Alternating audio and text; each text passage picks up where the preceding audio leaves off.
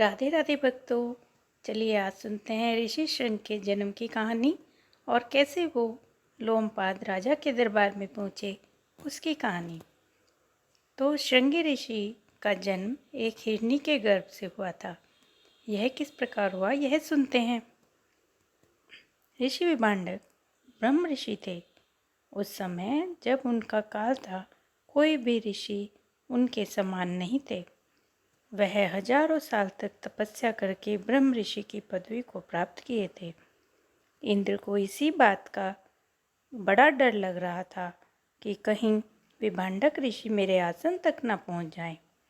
इस कारण वह लगातार अप्सराओं को उनकी तपस्या भंग करने के लिए भेजता रहता था।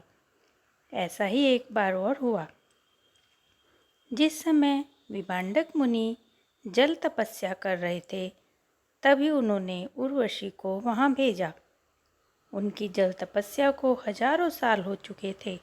वह निरंतर जल में खड़े होकर तपस्या कर रहे थे। जिस समय उर्वशी वहाँ आई और जल के छींटे उड़ाने लगी जिससे उनकी तपस्या भंग हो जाए, उसी समय उनकी आँख खुली। वैसे तो ये ऋषि अमोघ अपने आप को बनाए हुए थे, इन पर किसी प्रकार का भी प्रभाव नहीं पड़ता था। अमोघ वीर्य थे। इनके सामने कोई सुंदरी आ जाए, कोई आ जाए, इन पर कोई प्रभाव नहीं पड़ता था।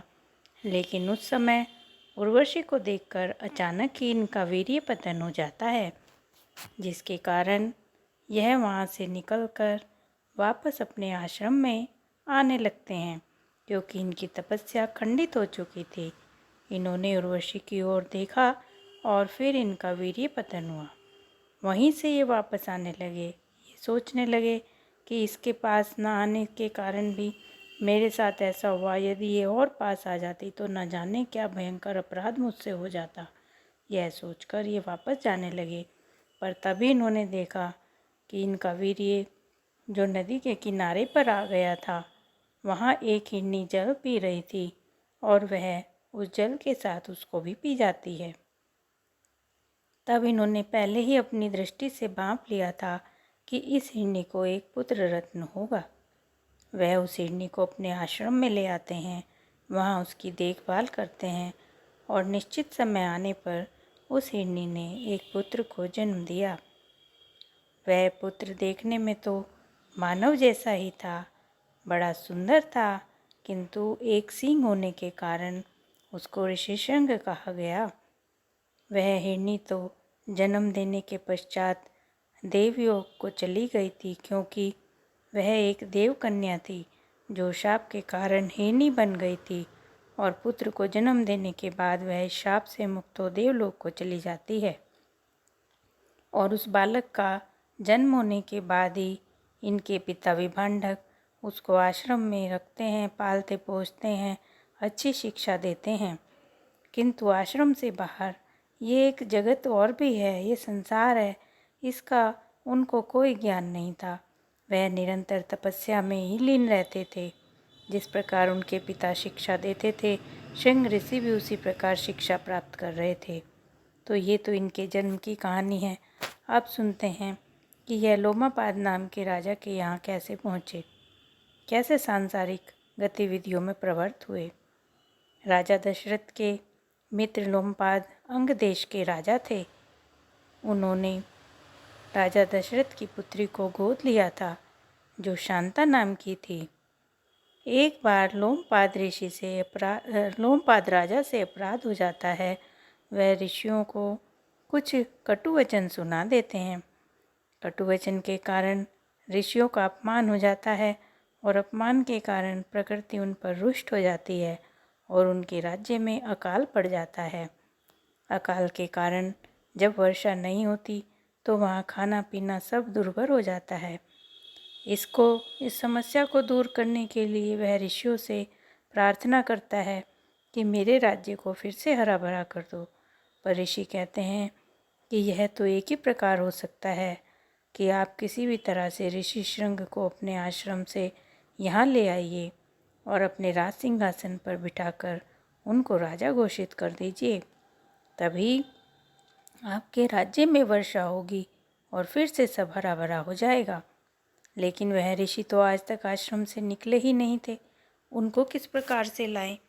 यह सोचकर तो ऋषि और वह लोमपाद राजा भी बड़े दुखी हुए कि वह तो आज तक किसी ने उनको बाहर आते जाते नहीं देखा, तो हम किस प्रकार से उनको यहाँ ला सकते हैं। यह सोचकर राजा अपनी सबसे राज प्रमुख नर्तकी के पास जाते हैं और कहते हैं कि नर्तकी, तुम ही कोई उपाय करो। सारी कहानी सुनने के बाद वह नर्तकी कहती है कि महाराज, इसमें तो कोई बड़ी बात नहीं है, यह तो हो जाएगा, लेकिन जैसा जैसा मैं कहती हूँ वैसा वैसा ही आपको करना चाहिए। तब उन्होंने कहा, ठीक है। ऋषि सिंह को लाने का एक ही मार्ग है कि उनको सांसारिक ज्ञान भी दिया जाए। तब वह कहकर 16 कोस की एक नाव में तरह तरह के आश्रम, तरह तरह के बाग बगीचे, फल के पेड़ पौधे लगवाती है। यह सब कृत्रिम रूप से हो रहा था। अभी तक ऋषि सिंह ने कोई भी इस तरह का आश्रम या संसार नहीं देखा था। उन्होंने तो स्त्रियों को भी नहीं देखा था। वह निरंतर अपनी भक्ति में लीन रहते थे। तब उस नर्तकी ने बड़ा सुंदर रूप बनाया और सुंदर रूप बनाकर वह उनके आश्रम जाती है। लेकिन जब वह उनको देखती है तो सिहर उठती है, सोचती है कि यह तो मुझे शाप ना दे दें। लेकिन जब ऋषि सिंह उस युवती को देखते हैं तो वह देखकर आश्चर्यचकित हो जाते हैं। कहते हैं, अरे भाई, तुम कौन ऋषि हो, कौन देश से आए हो? तुम तो बड़े सुंदर हो, तुम्हारी काया तो बड़ी कोमल है, तुम्हारा तो श्रृंगार भी बहुत अच्छा है और तुम में से तो बहुत अच्छी खुशबू आ रही है। यह सुनकर वह युवती उन्हें कहती है कि हाँ, मैं दूसरे देश से आई हूँ और यदि आप चाहो तो आप भी वहाँ जा सकते हो। वह जानबूझकर उनके पास जाती है। तब वह कहते हैं कि ठीक है, क्या मैं तुम्हें स्पर्श कर सकता हूँ? तो वह कहती है, हाँ, ज़रूर कर सकते हैं। तब वह अपने कोमल हाथ उनको दिखाती है। उनके हाथों को छूकर तो ऋषि सिंह को बहुत अच्छा लगता है। कभी उनके केश छूते हैं, कभी उनके वस्त्र छूते हैं, कभी उनकी खुशबू लेते हैं। वह तो उनमें मुग्ध हो गए थे। तभी वह कहती है कि मुझे भूख लगी है। ऋषि सिंह कहते हैं, ठीक है, मैं तुम्हें कंद देता हूँ। पर वह युवती कहती है, नहीं, मेरे पास अपने फल हैं, मैं अपने देश के ही फल खाती हूँ। और वह सुंदर सुंदर फल निकाल कर उनको भी देती है और खुद भी खाती है। तब वह उसके बाद पानी पीना चाहती है। तब फिर पानी भी वह अपना ही देती है, जो पानी उसने अलग अलग प्रकार से फलों के जूस से बनाया हुआ था। उसको तो पीकर ऋषि सिंह अत्यंत आनंद मुक्त हो जाते हैं। कहते हैं, इस प्रकार का भोजन और इस प्रकार का पेय तो मैंने आज पहली बार ग्रहण किया है। तब वह युवती उनको कहती है कि चलिए, आपको भी मैं यहाँ की सैर कराती हूँ, कहाँ ये फल मिलते हैं, कहाँ ये पानी मिलता है। ऋषि सिंह उससे मोहित हो उसके पीछे पीछे चल पड़ते हैं और वह जो 16 कोस की नाव बनाई थी, जिसमें विभिन्न प्रकार के आश्रम थे, तरह तरह के पेड़ पौधे, फूल पौधे थे और फलों के पौधे थे, लाकर उनको वहाँ घुमाती है। साथ ही साथ वह नाव चलाने का इशारा भी कर देती है। ऋषि सिंह को पता ही नहीं चलता कि वह कब नाव में बैठकर लोमपाद के राज्य में पहुंच गए और इस तरह से वहाँ के सुखों का आनंद लेते हुए वह उस अंग देश में पहुंच जाते हैं।